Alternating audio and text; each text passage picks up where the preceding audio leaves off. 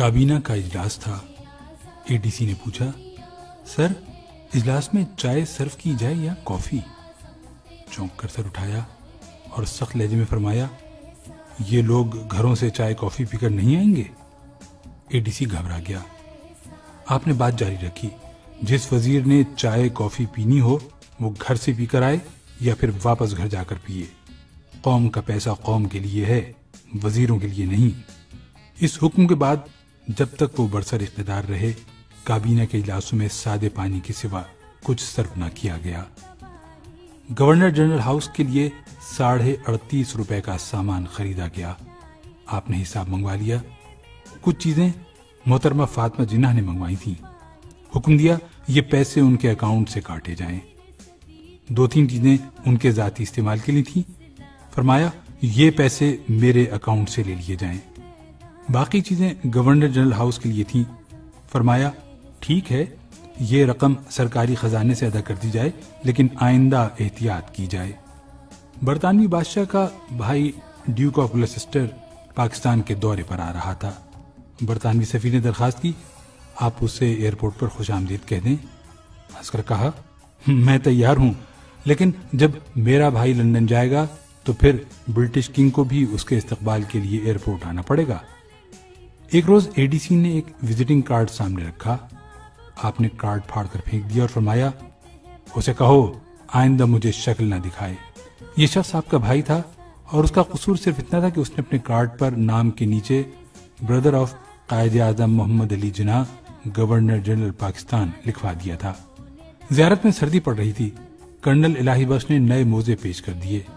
دیکھے تو بہت پسند فرمائے۔ ریٹ پوچھا، بتایا 2 روپے۔ گھبرا کر بولے، کرنل یہ تو بہت مہنگے ہیں۔ عرض کیا، سر یہ آپ کے اکاؤنٹ سے خریدے گئے ہیں۔ فرمایا میرا اکاؤنٹ بھی تو قوم کی امانت ہے، ایک غریب ملک کے سربراہ کو اتنا عیاش نہیں ہونا چاہیے۔ موزے لپیٹے اور کرنل الہی بخش کو واپس کرنے کا حکم دے دیا۔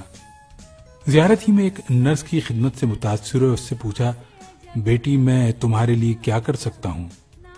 نرس نے عرض کی، سر میں پنجاب سے ہوں، میرا سارا خاندان پنجاب میں ہے، میں اکیلی کوئٹہ میں نوکری کر رہی ہوں، آپ میری ٹرانسفر پنجاب کرا دیں۔ اداس لہجے میں جواب دیا، سوری بیٹی، یہ محکمہ صحت کا کام ہے، گورنر جنرل کا نہیں۔ اپنے طیارے میں رائٹنگ ٹیبل لگوانے کا آرڈر دے دیا۔ فائل وزارت خزانہ پہنچی تو وزیر خزانہ نے اجازت تو دے دی، لیکن یہ نوٹ لکھ دیا، گورنر جنرل اس قسم کے احکامات سے پہلے وزارت خزانہ سے اجازت کے پابند ہیں۔ آپ کو معلوم ہوا تو وزارت خزانہ سے تحریری معذرت کی اور اپنا حکم منسوخ کر دیا۔ اور رہا پھاٹک والا قصہ تو کون نہیں جانتا، گل حسن نے آپ کی گاڑی گزارنے کے لیے ریلوے کا پھاٹک کھلوا دیا۔ آپ کا چہرہ غصے سے سرخ ہو گیا، پھاٹک بند کرانے کا حکم دیا اور فرمایا، اگر میں ہی قانون کی پابندی نہیں کروں گا تو پھر کون کرے گا؟ یہ آج سے 65 برس پہلے کا پاکستان تھا، وہ پاکستان جس کے سربراہ محمد علی جناح تھے۔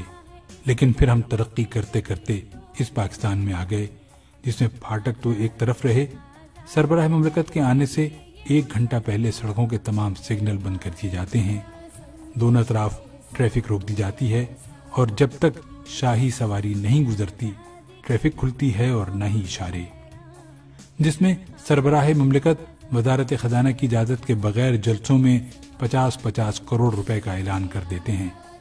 وزارت خزانہ کے انکار کے باوجود پورے جہاز خرید لیے جاتے ہیں، جس میں صدروں اور وزیر اعظم کے احکامات پر سینکڑوں لوگ بھرتی کیے گئے، اتنے ہی لوگوں کے تبادلے ہوئے، اتنے ہی لوگ نوکریوں سے نکالے گئے اور اتنے لوگوں کو ضابطے اور قانون توڑ کر ترقی دی گئی، جس میں موزے تو رہے ایک طرف، بچوں کے پوتڑے تک سرکاری خزانے سے خریدے گئے، جس میں آج ایوان صدر کا 50 کروڑ اور وزیر اعظم ہاؤس کا بجٹ 1 ارب 39 کروڑ روپے ہے، جس میں ایوان اقتدار میں عملاً بھائیوں، بھتیجوں، بھانجوں، بہنوں، بہنوئیوں اور خادم کا راج رہا، جس میں وزیر اعظم ہاؤس سے سیکریٹریوں کو فون کیا جاتا ہے اور کہا جاتا ہے کہ میں صاحب کا بہنوئی بول رہا ہوں، جس میں امریکہ کے نائب وزیر کے استقبال کے لیے پوری حکومت ایئرپورٹ پر کھڑی دکھائی دیتی ہے، اور جس میں چائے اور کافی تو رہی دور، کابینہ کے اجلاس میں پورا لنچ، پورا ڈنر سرو کیا جاتا ہے، اور جس میں ایوان صدر اور وزیر اعظم ہاؤس کے کچن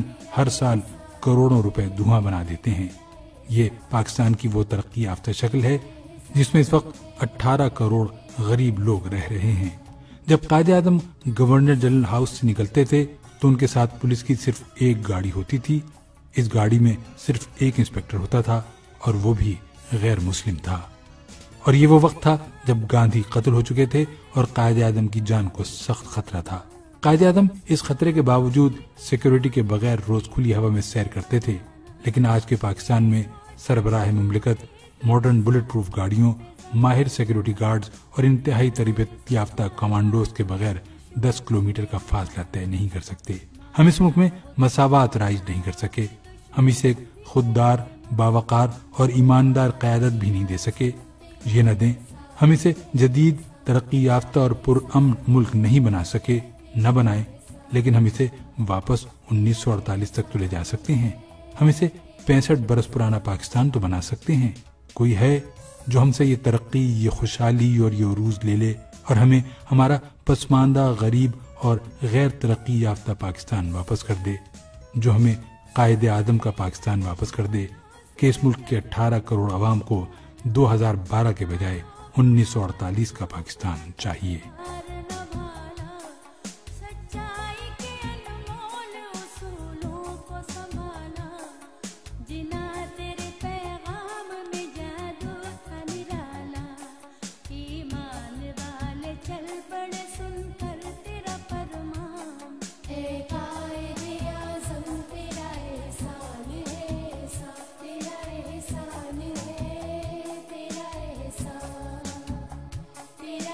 Sunny.